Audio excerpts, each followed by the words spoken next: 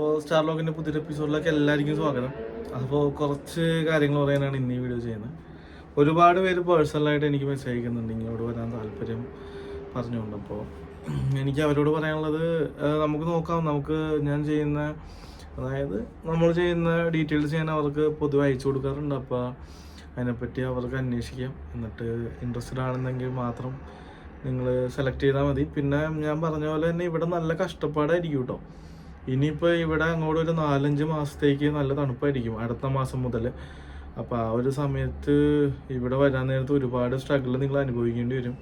പിന്നെ ഇവിടെ വേറെ കുറച്ച് പ്രശ്നങ്ങൾ ഉണ്ടായിട്ടുണ്ട്. ഇവിടെ ഇന്നവേഷൻ കോളേജ് എന്ന് പറഞ്ഞ കോളേജിൽ വന്നവരെല്ലാവരും ഡീപ്പോർട്ട് ചെയ്യുവാണ്. എന്താണെന്ന് എനിക്കറിയില്ല. എനിക്ക് തോന്നുന്നത് പ്രൈവറ്റ് യൂണിവേഴ്സിറ്റി കൊണ്ടാവാം. ഒരുപാട് പേര് എനിക്ക് പേഴ്സണലി മെസ്സേജ് അയച്ചു, ഞാൻ ചേട്ടാ ഞങ്ങൾ ഡീപ്പോർട്ട് ചെയ്തു, ഇനി എന്താണ് ചെയ്യുക.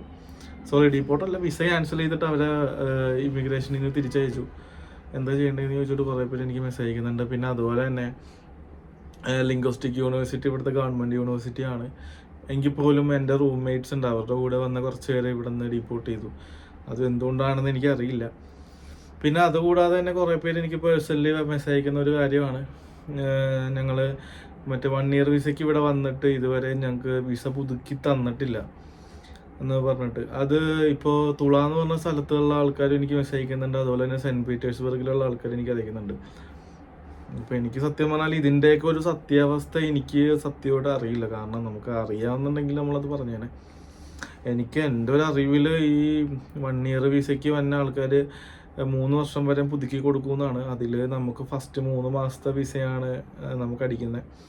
ഡയറക്റ്റ് കമ്പനി ത്രൂ ആയിരിക്കും വരുന്നത്. ഇവിടെ വന്നു കഴിഞ്ഞാൽ നിങ്ങൾക്ക് മെഡിക്കൽ ഉണ്ടാവും, ലാംഗ്വേജ് ടെസ്റ്റ് ഉണ്ടാവും. അതിന് ശേഷമായിരിക്കും ജോലിക്ക് കയറാം. അതിന് ശേഷം ജോലിക്ക് കയറി നിങ്ങൾക്ക് വിസ പുതുക്കി തരും. അങ്ങനെയാണ് അതിൻ്റെ കുറച്ച് കാര്യങ്ങൾ.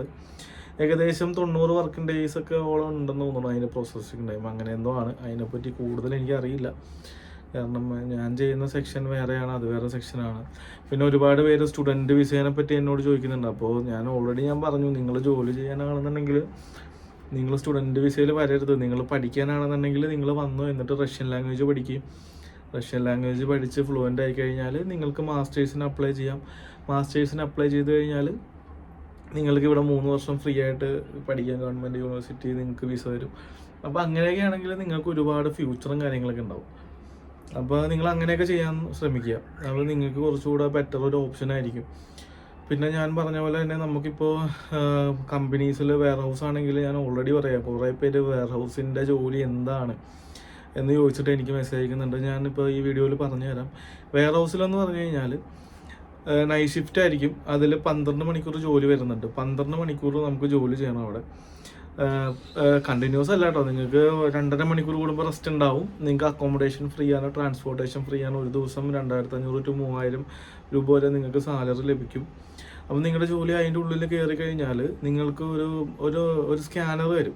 ആ സ്കാനറിൽ നിങ്ങളുടെ ID കാർഡ് വെച്ചിട്ട് നിങ്ങളുടെ പ്രൊഫൈൽ ഓപ്പൺ ചെയ്തിട്ട് അതിൽ നമ്മുടെ ഈ നാട്ടിലത്തെ ഫ്ലിപ്കാർട്ട്, അതുപോലെ തന്നെ ആമസോൺ എന്ന് പറഞ്ഞിട്ട് ഗോഡൗൺ ഉണ്ടാവുമല്ലോ, അതുപോലത്തെ ഒരു ബ്രാൻഡാണ് ഈ റഷ്യയിൽ ഓസോൺ എന്ന് പറഞ്ഞിട്ട്. അപ്പോൾ ഇതിൻ്റെ ഉള്ളിൽ കയറിയിട്ട് ഈ പ്രൊഡക്റ്റിൻ്റെ QR കോഡ് നമ്മൾ ഈ മെഷീൻ വെച്ചിട്ട് സ്കാൻ ചെയ്യണം. സ്കാൻ ചെയ്ത് കഴിഞ്ഞാൽ ഓരോ പിൻകോഡിൽ ഇത് എങ്ങോട്ടാണ് ലോഡ് പോണേ ആ പിൻകോഡുകൾ അവിടെ എഴുതി വെച്ചിട്ടുണ്ടാവും. അപ്പോൾ അതാത് പിൻകോഡിൽ നമ്മൾ സ്കാൻ ചെയ്ത് കൊണ്ട് വെക്കുക. സോർട്ടിങ് അതാണ് നമ്മുടെ ജോലി.